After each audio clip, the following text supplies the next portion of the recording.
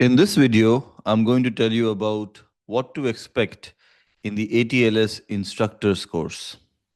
To the best of my knowledge, you won't find a video talking about this topic on YouTube.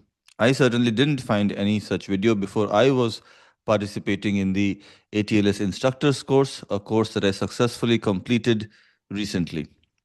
This is sort of the middle of November 2025, so I remember details of the ATLS instructors course quite vividly. It's a 2 day course. Mine happened in New Delhi in Max Hospital, and the teachers in the course were extremely supportive and also very honest with their feedback. It was really an eye opening experience for me. It really teaches you how to teach like no other course that I have participated in so far, and I have participated in three courses, one of them even from Oxford Medical. This one, ATLS Instructors course, by far is the best. So, without further ado, let's talk about it. So, what is the ATLS Instructors course? ATLS Instructors course, as the name suggests, is it instructs how to be an instructor for the ATLS program. What is ATLS? It is the Advanced Trauma Life Support program, which was launched by the Committee of Trauma of the American College of Surgeons back in the 70s, I suppose. It's taught all over the world. The world is divided into several regions. India is part of the region which has its headquarters in Australia. So it started in the United States of America. It spread to other parts of the world, including India.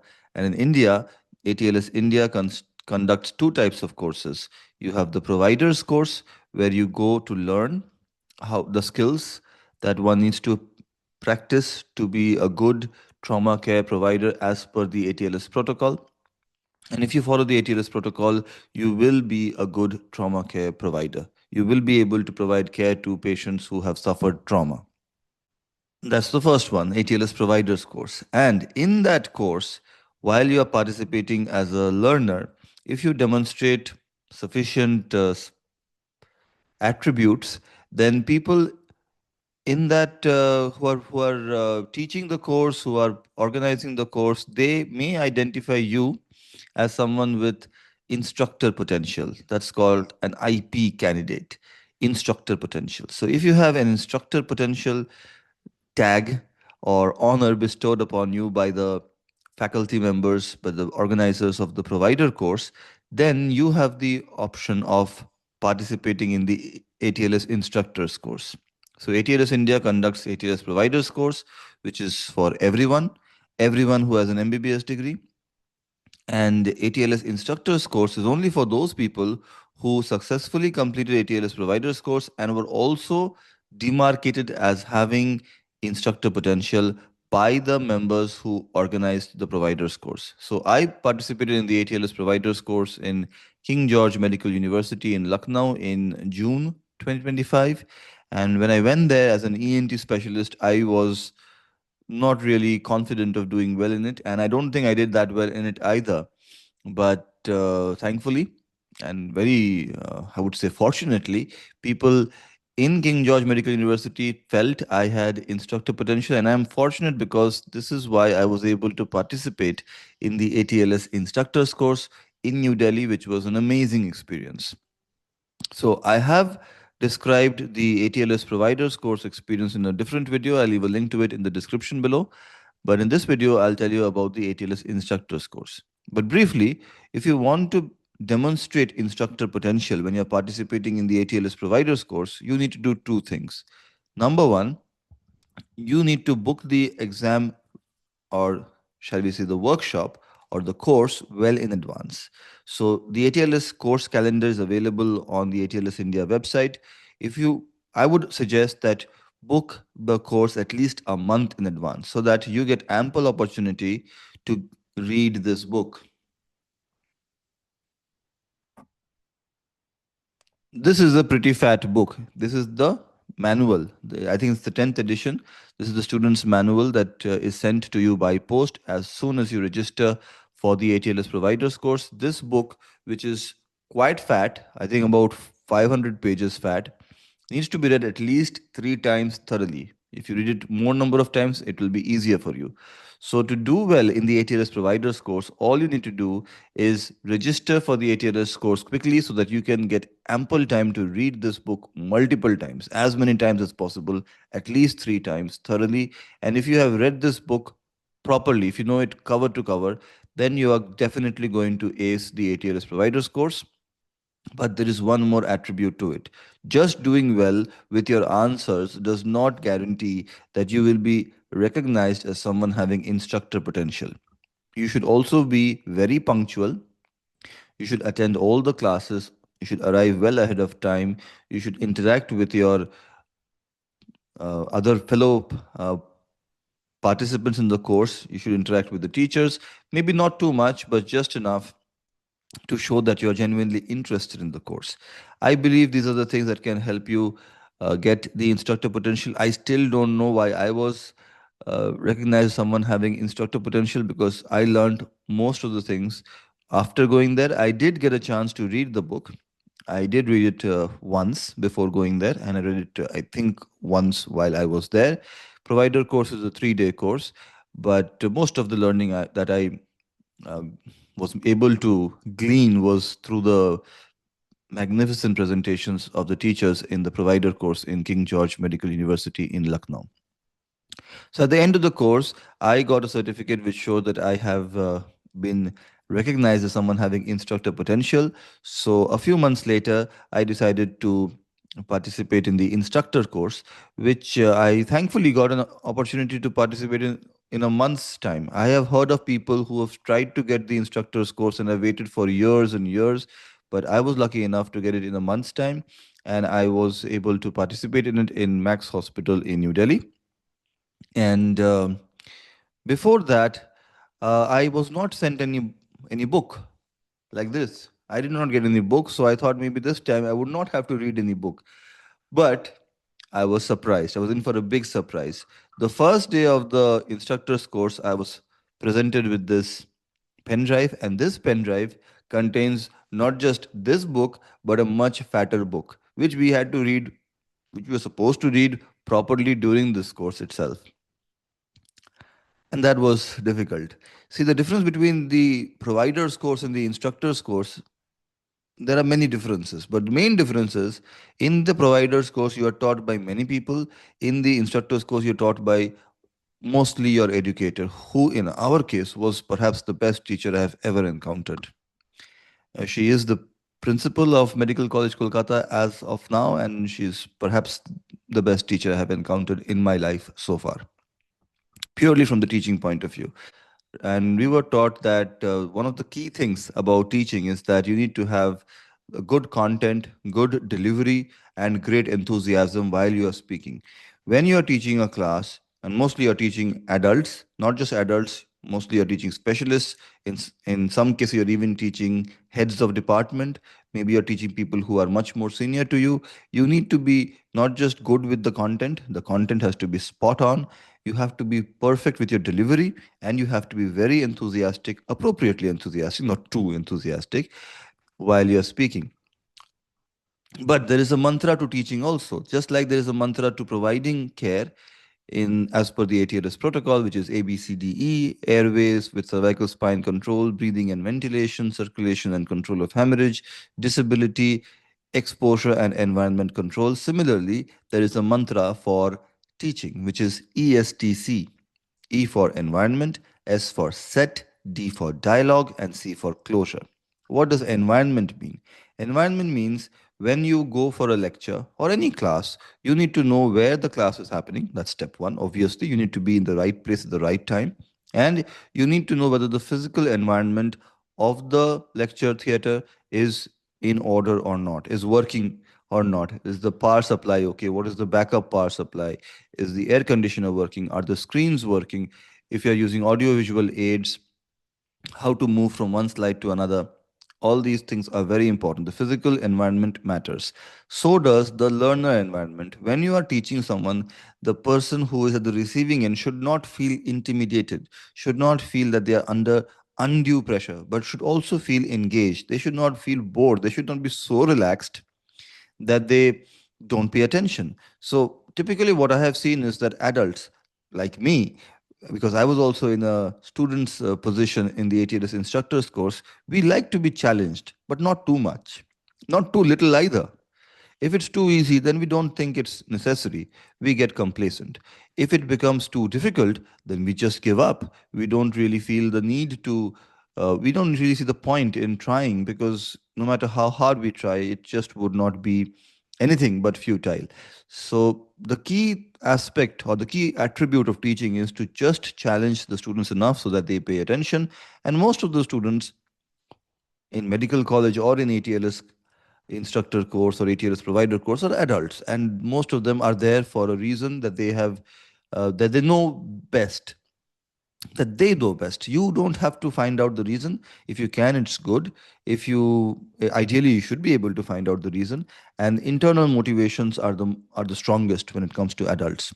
So when you're teaching, you have to use all of these things together. You have to know the motivation of the students. You need to know your students properly.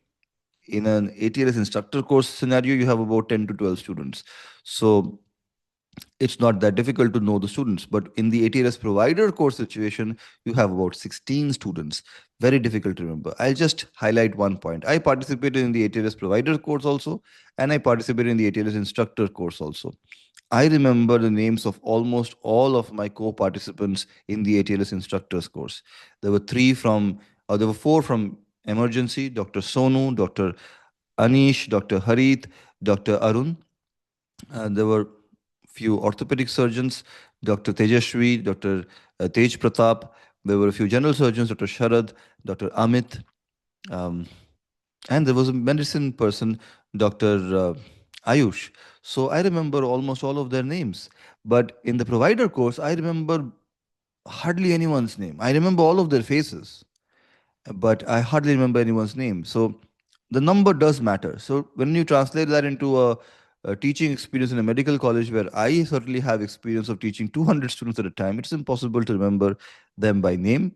Although I do make an effort, but it's very difficult to remember all 200 of them in one batch, and there are so many batches that one has to teach. So that's a bit difficult. But while teaching, one needs to try to appeal to the internal motivations of each of our students, and we have to remember ESTC. The first being environment, which involves physical environment as well as the environment. Learner environment means you create an atmosphere which facilitates learning, which encourages people to participate, stay engaged, and the physical environment should be comfortable. And you should be well versed with how to use the audiovisual aids that you are going to employ in trying to teach. It's not a pleasant thing either for the teacher or the student to see the audiovisual aids malfunctioning. So for that, you need to be well aware of the stuff you're going to do in advance. Now, coming to set is basically an effort to capture the attention of the audience, something which I'm quite bad at when it comes to my YouTube videos.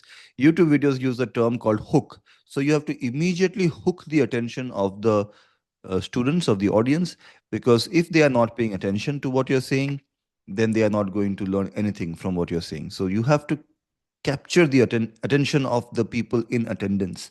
So that's the set. So that can be, you ask a provocative question, you show a picture, you appeal to their own, how they would relate to a situation. So in the ATLS context, I was given the topic of trauma to women.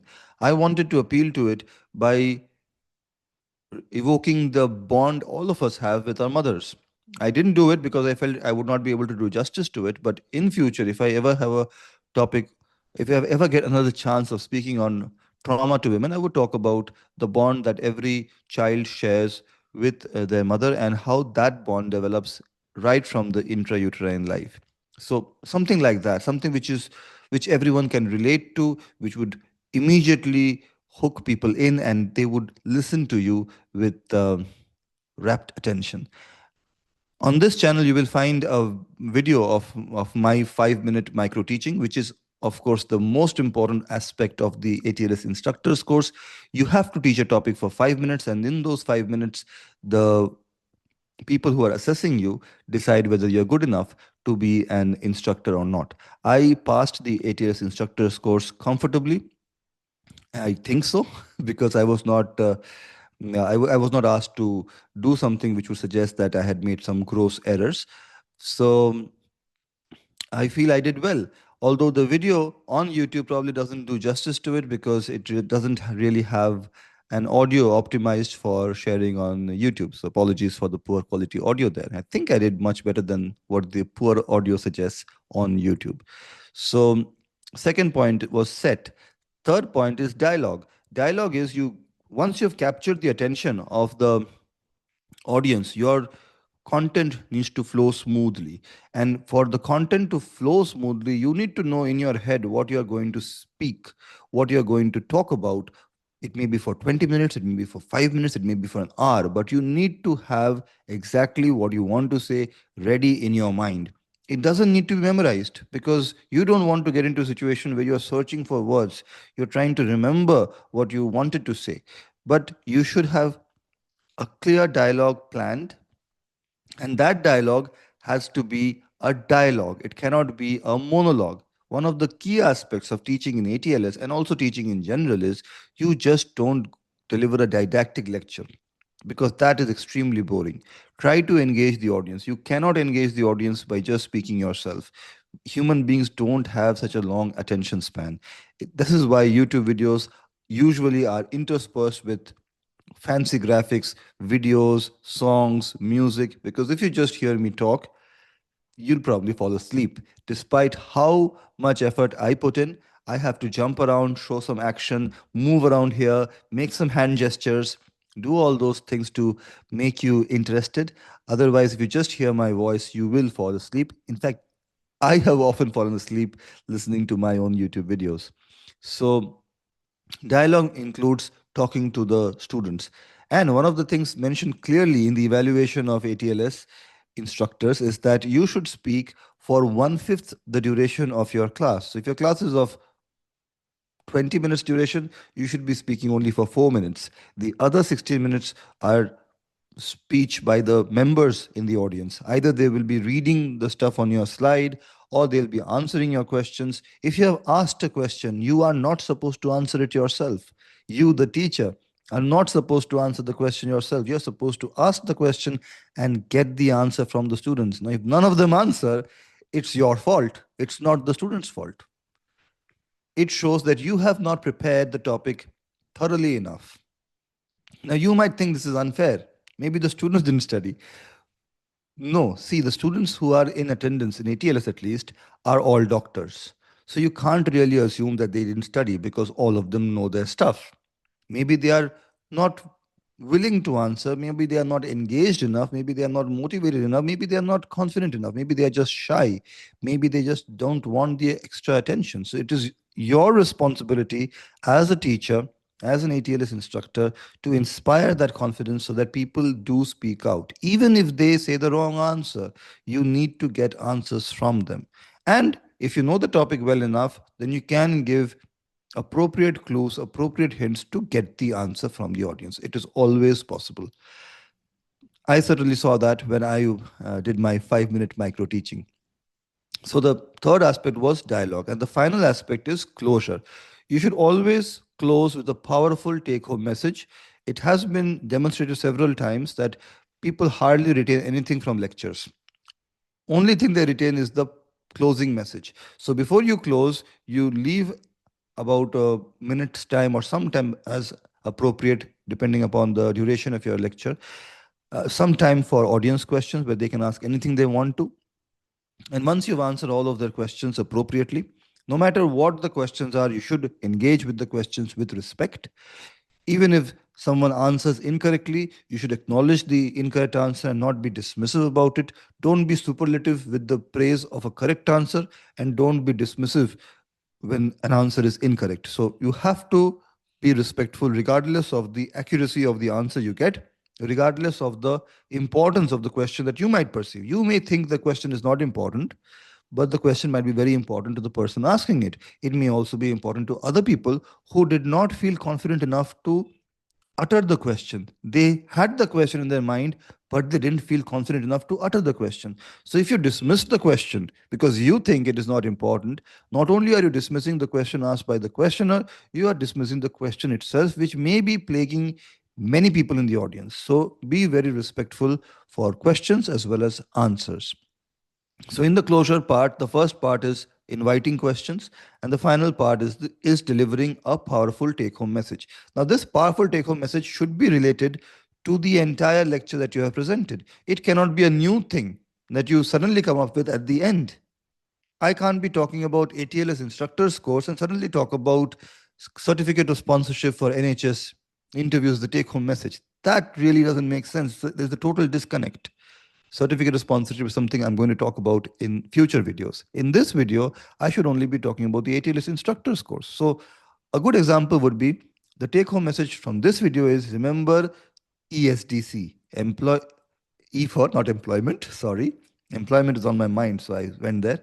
E for environment, S for set, D for dialogue, and C for closure.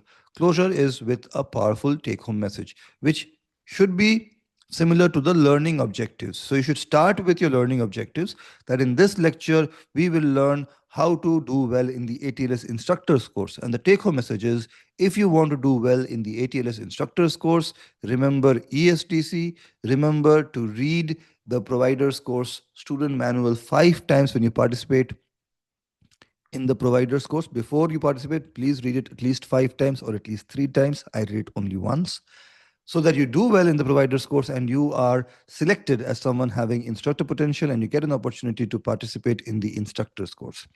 To become an ATLS instructor, it's a 3-part process. First, in the provider's course, you should be recognized as someone having instructor potential. Second part is you should successfully complete the instructor's course. And third part is you have to teach in one of the provider's course. If you teach well enough, then you become an ATLS instructor. I have completed 2 out of the 3 processes, provider course and instructor course. I should teach an ATLS providers course by October of 2026. Whether I'll get the opportunity or not, I don't know. Please watch this space. Take care. Bye bye. And as always, please don't forget to be awesome.